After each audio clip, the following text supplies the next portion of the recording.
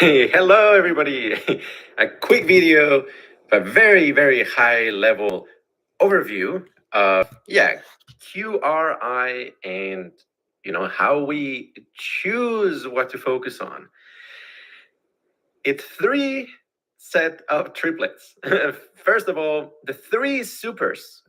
This is the way in which David Pierce defines transhumanism, which, of course, is for some people kind of a scary word. It suggests people who really care about having big muscles and being powerful and having a strong ego, being a transhumanist, beyond human or something like that. But no, I mean, I buy the argument of transhumanism as generalized humanism.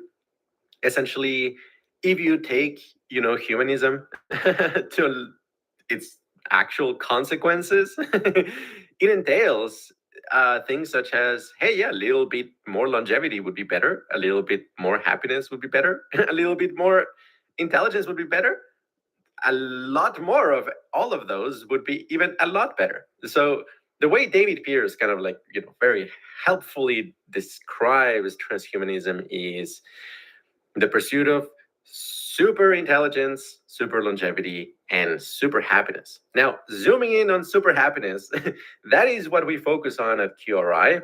Of course, our theories of consciousness also have enormous bearings on intelligence and maybe longevity to some extent. But, the goal really here is super happiness. So now the three goals. How do you achieve super happiness? What would it mean for the world to be super happy?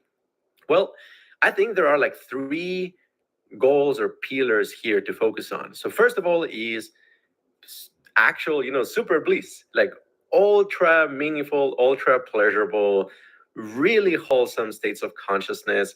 To study that, we've got to study things like MDMA, jhana meditation, 5-MeO DMT, even epileptic seizures, essentially just looking at the upper extremes of valence and how to generate them in a safe and sustainable way, making them universally accessible and useful for everybody. The second goal or pillar is increase baseline. And the reason why this matters so much is because so much productivity is gated by low mood. The difference between being in a 1 out of 10 versus 3 out of 10 in the happiness scale may not be that much in terms of the actual feeling, but it's enormous when it comes to productivity. So if you want to encourage a self-reinforcing system that essentially pushes in the direction of super happiness, enhanced productivity and enhanced baseline is absolutely paramount.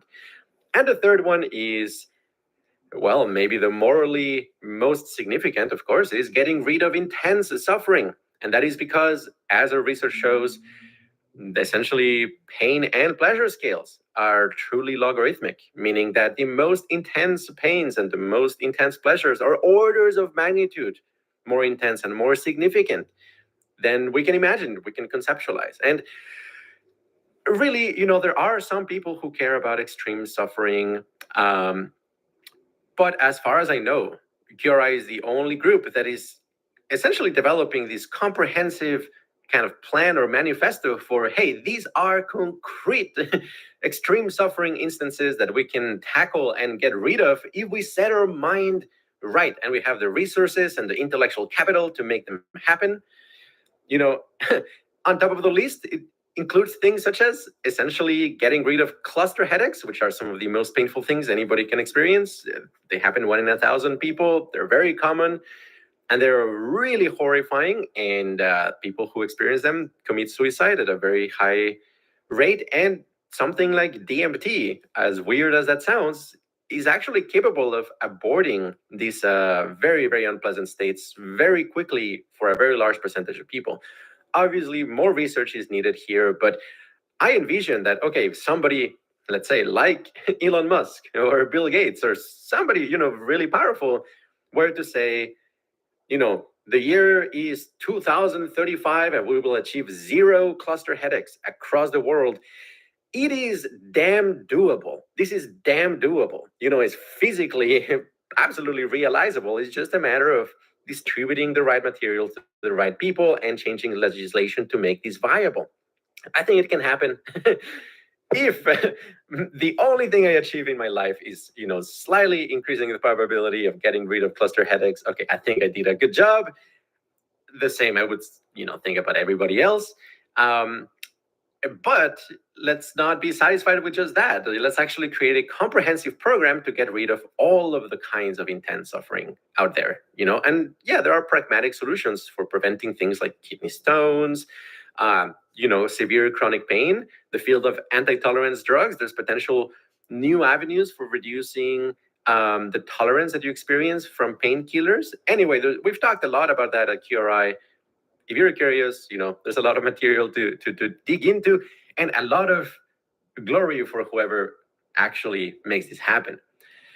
Well, so we've got kind of like, okay, the overarching kind of framework, three supers, but then focusing on super happiness, we have getting rid of intense suffering, increasing baseline, and achieving new heights. So the third triplet I'm going to mention is kind of the method or the way or why we call QRI a full stack memeplex. Because essentially tackling three core fields in such a way that you get synergy between them. Yeah, I know how dumb that sounds. The synergy is a very corporate term, but it can be very real, as anybody who combines the right drugs can tell you. Synergy can be very, very real. And I think synergy between these fields is also paramount. So we're talking about, first of all, philosophy of mind, taking seriously philosophy of mind. And I think, yeah, there are very meaningful, non-trivial, significant things that can be said about philosophy of mind, and the publications we're working on, it's essentially pushing in that direction. But also anybody else who really takes seriously, like, valence, the topology of consciousness, or, field theories of consciousness, all of that helps. The second field is neuroscience, actual hardcore neuroscience, analyzing, neuroimaging data sets, trying to identify the signatures of positive valence, or identifying like leverage points for harmonizing the brain, things like that. It's a lot of work in progress. Hopefully we'll be able to say more about that soon. And the third is neurotechnology. I mean, one of the most cool things we've done at QRI is preliminary exploratory research on haptic stimulation. Is one of those things that you really have to experience to believe. We've had people go through kind of our body vibration, light stimulation, and audio prototype and say, oh my gosh, that was like extremely therapeutic. I resolved a deep trauma, that I hadn't been able to address. It's kind of like similar to psychedelic therapy, but in a completely non-invasive and presumably healthier way. But that's just one example of a lot of other neurotechnologies that are essentially within grasp, given the sort of paradigms we're exploring, such as the correspondence between the structure of consciousness and valence, or the holistic computational properties of consciousness. There's a lot to be investigated there. Anyway, this is just very high level overview, right? Like the three core triplets that are kind of guiding principles for where to pay attention to. All right, well, thank you so much. Infinite bliss, everybody. Till next time.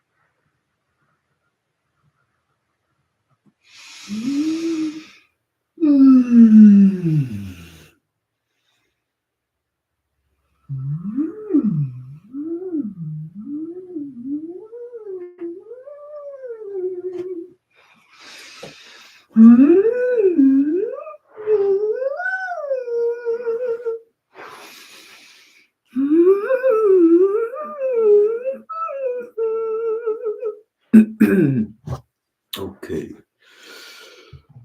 Let's see what else might be good.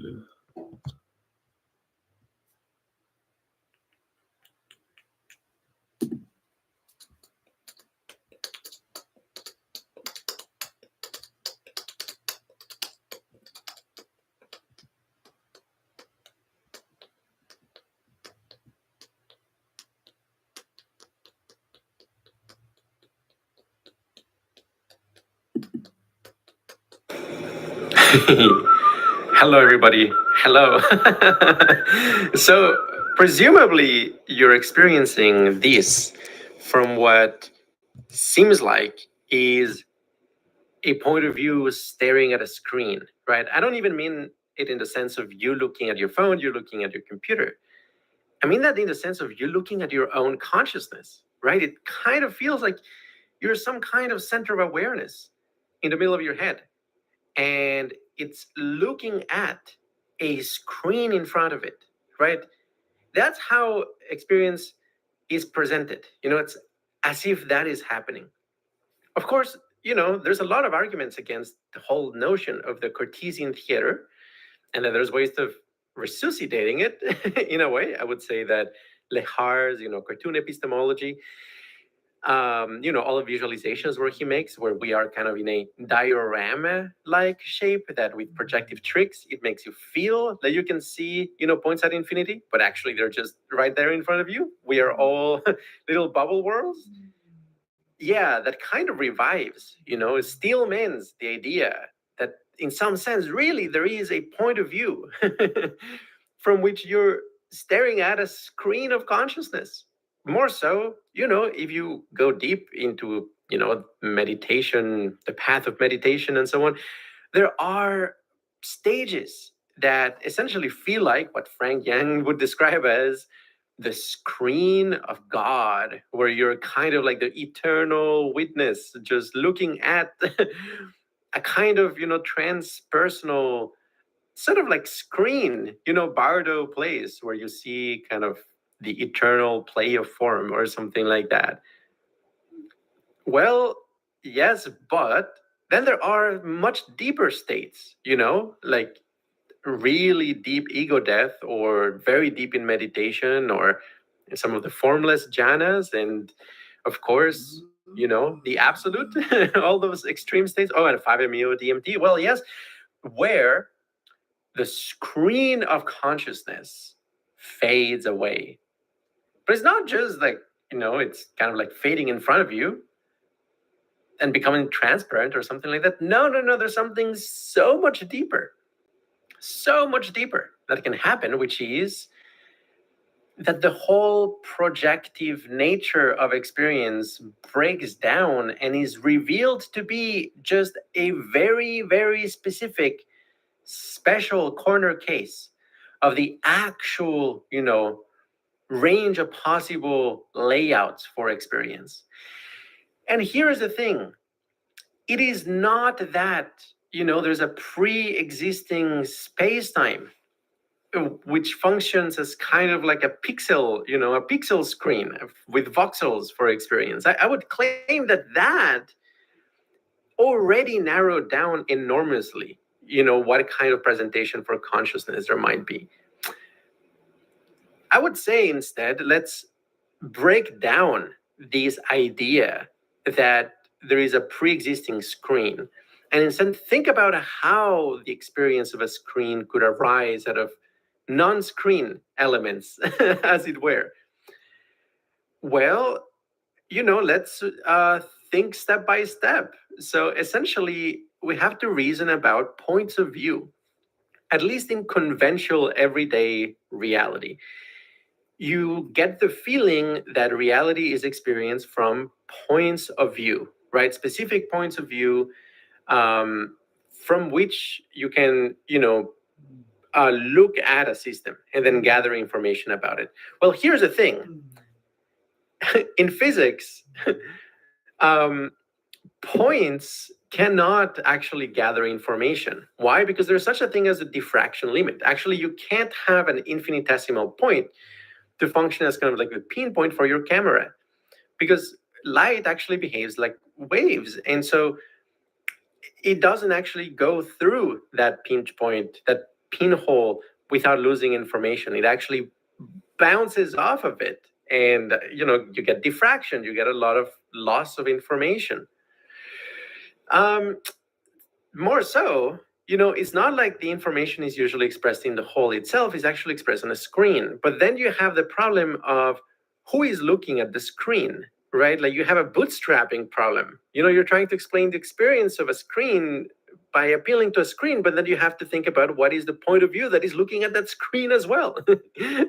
And then what are the boundaries around that screen? How can there be objective, framing invariant boundaries around that screen if the screen is, for the most part, a conventional entity, made of, clothing or something like that, a particular fabric. So instead, I would say that, whatever actually is partitioning your experience, making it different than every other experience, has to be an objective and framing variant boundary. Again, at QRI, our most, promising hypothesis here is topological boundaries. But then the question arises, which is, how is it possible that you have a screen-like experience within the inside of a topological boundary? Is it like, I don't know, like, Plato's cave? Are you looking at, the walls of of the topological pocket or something like that? Actually, I think there's something extremely strange and trippy here going on, that once you grasp, a lot of things start to make sense, especially the more extreme screen-less type of experiences. And that is that there is a amazing, extremely deep equivalence between field behavior and the superposition of every possible path at once. This is like the difference between the, Schrodinger equation formulation of quantum mechanics, where essentially in permutation space, the particles are essentially, their state is evolving according to the Schrodinger equation. And in that sense, you can think of it as like a smooth field. Alternatively, you also have the formulation where is the Feynman, path integral formulation, where essentially you have every possible path simultaneously happening, and all of them essentially in a state of superposition. And essentially, then you add up all the amplitudes, and then you have the Born rule, where the probability of observing a particle is proportional to the square of the added up amplitude once you add up all the possible paths. Well, from that point of view, then possible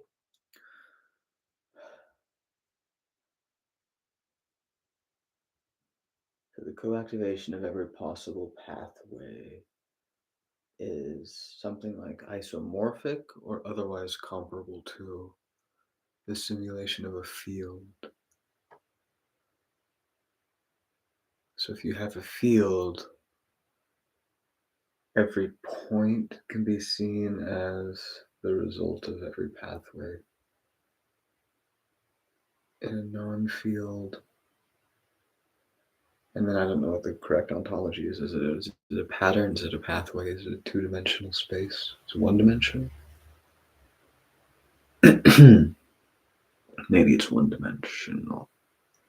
Every possible one-dimensional pathway put together can act as a simulation of a field.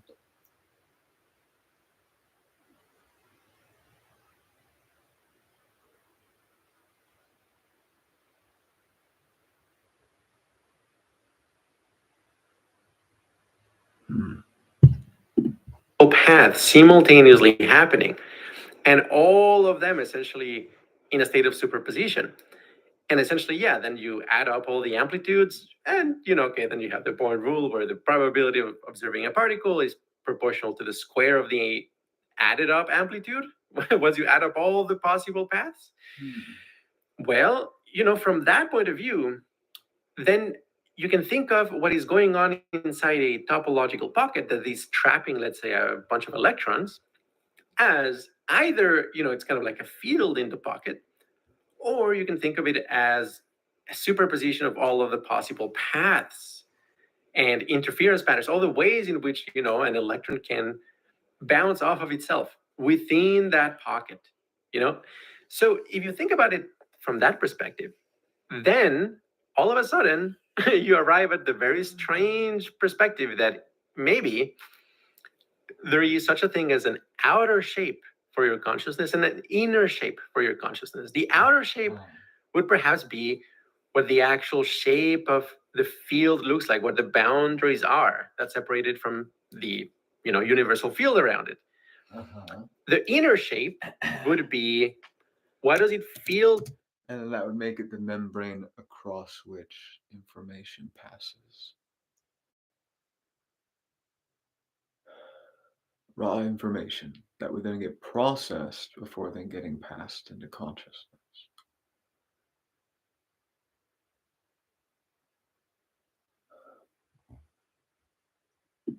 Like to be that pocket, which would be equivalent to what it feels like to be every possible path within it in a state of superposition. So I would actually reason from here, that the screen of consciousness only arises when it looks like there is a screen from every possible path within the pocket. What actually means that the pocket is very, very particularly shaped. It's not an arbitrary pocket. I commented this once to someone on a lake, I think. I was looking around, I said, maybe the only experiences that are conscious are the ones that look conscious from every angle or something like that.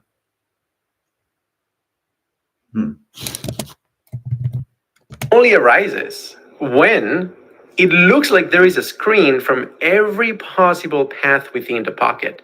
What actually means that the pocket is very, very particularly shaped. It's not an arbitrary pocket.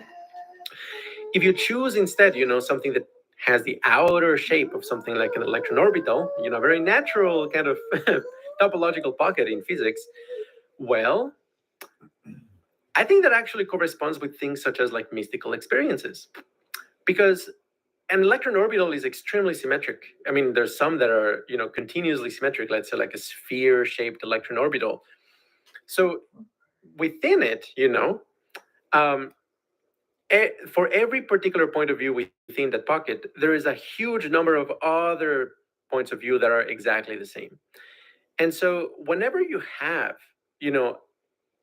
an outer shape such that there are many points within, the pocket that look the same, then, the inner shape of that experience will be one where that point of view, which is repeated all over, will be one that has a lot of weight. Essentially, that one doesn't cancel itself out because there's a lot of it. And so whenever you have, kind of like a very powerful symmetry, meaning that there's a lot of dots that look the same, or if you use it as a point of view to look the same, then that will be a very representative component of the experience. And so, yeah, I mean, actually, when you experience extremely highly symmetrical states of consciousness, the dimensionality of experience it kind of collapses. It actually vanishes in many ways because every point looks the same within that pocket. And I think this explains, yeah, things such as like 5-MeO DMT. Why do you disappear, right? Why does like space and time disappear when you become so smooth? Your field becomes so smooth. And I think that is because the dots within that field cannot distinguish themselves anymore. They're all the same point of view. And yeah, I mean, the last thing I will say about these, there's a lot more I could say, but for the time being, is that, well, if this is the case, then actually, pay attention to the subjective quality of having a screen of consciousness, as it were, and notice that whenever there's something really compelling that is happening in a subset of your experience, let's say like a very intricate motion in one of your hands, notice how if you get absorbed by it, if you really kind of like accurately pay attention to it and kind of identify with it, it recenters your experience, right? If you're doing something really intricate with your hand, it actually feels in some sense like you are there. Not necessarily, that your body is positioned to it, relative to it. It's more like that the waves of attention emerge out of that place where you're paying a lot of attention. So in that sense, actually, I would say you're recentering the screen. It's just that most of the time, most of the waves of attention are essentially being their origin point is approximately that of our conventional sense of self. But change the sense of self, the screen goes away, very crazy, collapsation of dimensions happen. And I think that only makes sense, from the theoretical angle I proposed, which was that you need to simultaneously add every possible point of view within the pocket, and that will get you there. All right. Infinite bliss. Thank you so much. Interesting. It's almost like neither the conscious nor the subconscious are, I don't know, aware without the other.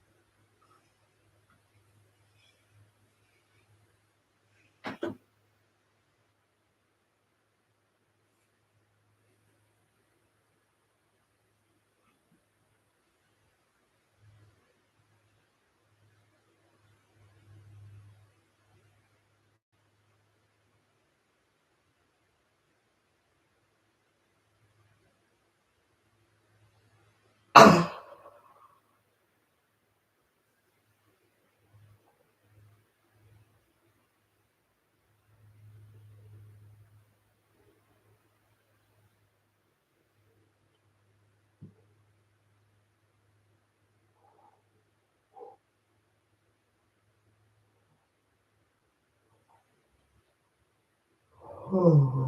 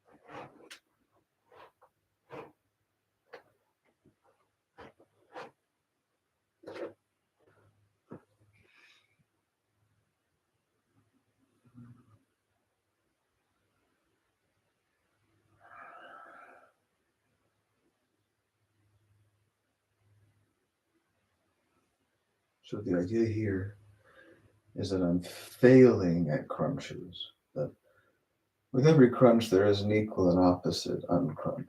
The idea here is that I'm being the uncrunch is winning out over the crunch.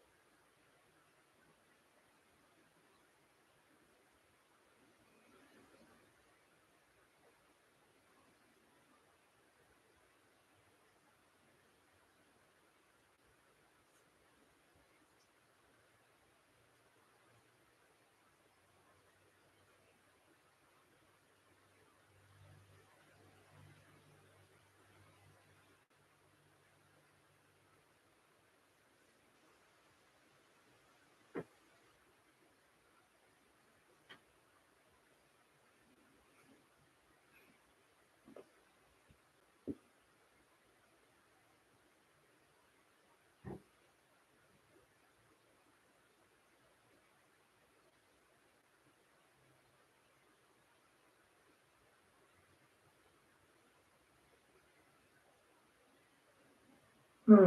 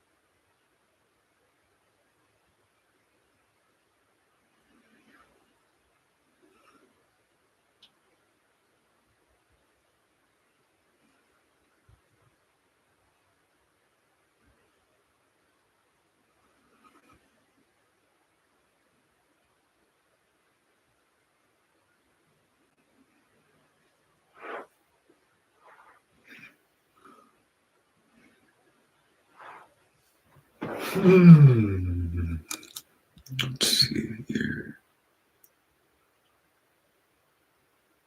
Let's call that good for now.